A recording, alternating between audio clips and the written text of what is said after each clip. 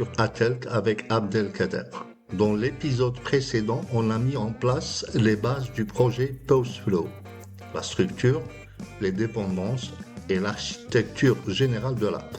Aujourd'hui, on s'attaque aux données. Comment une app Android représente-t-elle une même information à travers ses différentes couches? C'est exactement ce qu'on va voir. Au programme, 3 modèles, PostDTU, Post et PostEntity, chacun dans sa couche, chacun dans son rôle, et 3 mappers pour les faire communiquer. Dans une app Android moderne, une même donnée peut prendre plusieurs formes. Pourquoi? Parce que chaque couche de l'app a ses propres besoins. Le PostDTU, c'est ce que l'API te renvoie, brut tel quel avec le nom de champ du serveur. Le Post, c'est ton modèle métier, la forme que tu choisis pour travailler en interne. Et le PostEntity, c'est ce que Room va stocker dans ta base de données locale. Entre chaque couche, on fait ce qu'on appelle un mapping. On transforme d'un format à l'autre. Un post voyage donc à travers toute l'app en changeant de forme à chaque étape. D'abord le réseau, puis la logique métier et enfin la base de données. C'est ce qu'on appelle la séparation des couches et c'est ce qu'on va coder maintenant. Le modèle de domaine, PostKT.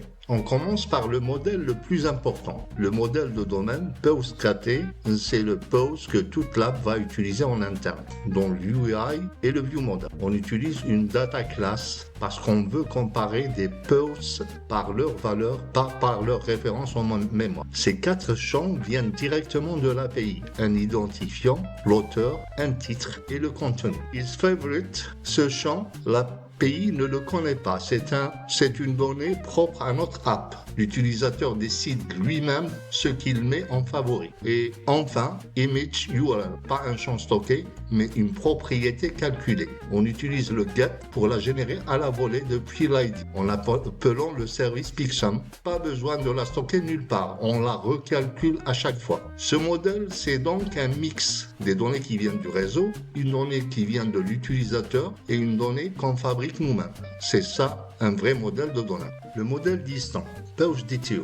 Passons au PostDTU, Data Transfer Object. C'est ce que l'API nous renvoie. Le suffixe DTU, Data Transfer Object, indique qu'il vient de l'extérieur. Remarquez le package data.remote. Ce modèle vit dans la couche réseau et uniquement là. Les annotations serialized name viennent de JSON. Elles sont le lien entre les noms de champs du JSON que l'API envoie et les noms qu'on choisit dans notre code Kotlin. Ici, ils sont identiques, mais c'est justement l'intérêt. Si demain l'API renomme user ID en user_ID, on ne change que l'annotation. Le reste de l'app n'y voit que du feu. Voyons pourquoi ce serialized name est si puissant. À gauche, le JSON que l'API nous envoie. Au centre, notre PostDTU. À droite, le reste de l'app. Les annotations serialized name font le pont entre le nom du JSON et les noms Kotlin. Le tout est connecté, ça fonctionne. Maintenant, l'API décide de renommer le champ user_ID en user_ID. Sans serialized name, toute l'app serait cassée. Avec serialized name, on change une seule ligne dans le PostDTU, la notation passe de user_ID à user_ID. Et le reste de l'app complètement inchangé. Il continue d'utiliser post_user_ID sans rien savoir du changement. C'est ça la règle d'or, le PostDTU absorbe les changements de l'API à lui seul. 4 champs exactement ce que l'API retourne, à savoir user, ID, title et body. Pas un de plus. Vous remarquez ce qui manque. Pas de is favorite. Pas de image URL. Le PostDTU ne sait pas ce que l'app va en faire. Son seul rôle, recevoir la donnée brute. C'est la règle d'or. Chaque modèle ne connaît que sa propre couche.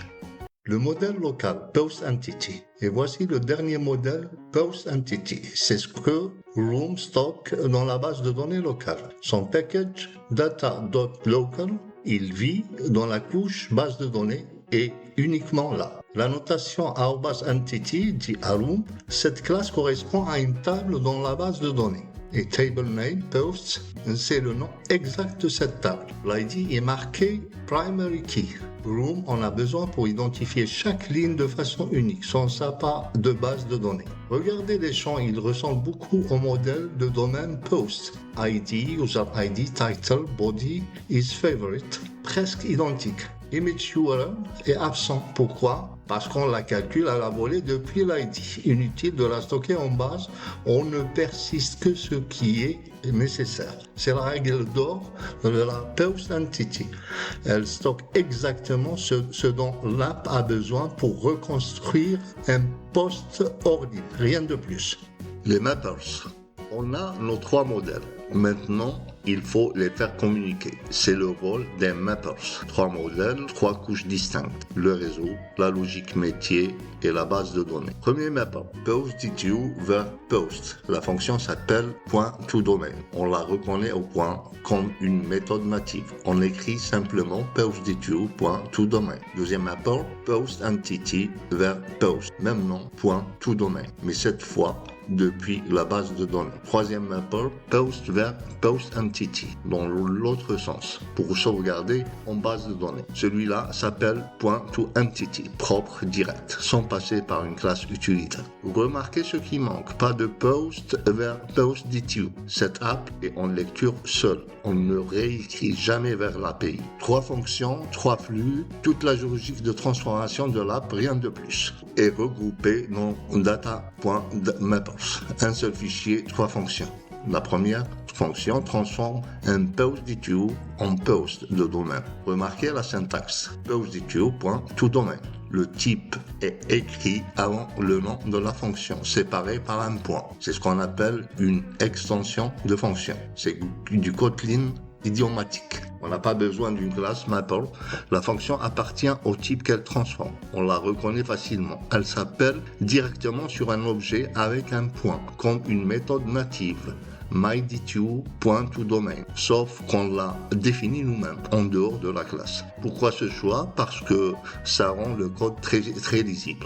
Au lieu d'écrire mapperutils.convertMyDTU, on écrit simplement MyDTU.toDomain. Et l'intention est immédiate. On transfère ID, user ID, title, body. PostDTU.toDomain ne transmet pas isFavorite. Normal, l'API ne le connaît pas. Il prend une valeur par défaut false. Et le deuxième, mapper, fait la même chose depuis la base de données. Mais cette fois, isFavorite est bien transmis parce qu'on l'a stocké. Et le troisième va dans l'autre sens. Il convertit un post en post entity pour le sauvegarder dans Room. Vous remarquez ce qui manque.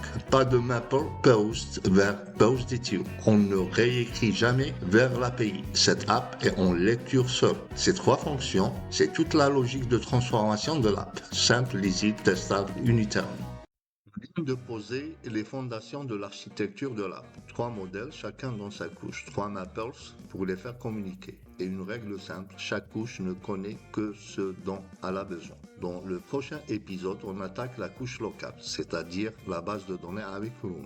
On va créer le PostDAO, la base de données elle-même avec Post Database et le module Health pour tout injecter proprement. Si cet épisode vous a été utile, laissez un like et abonnez-vous à la chaîne. Ça m'aide vraiment à continuer. À bientôt sur Atelk.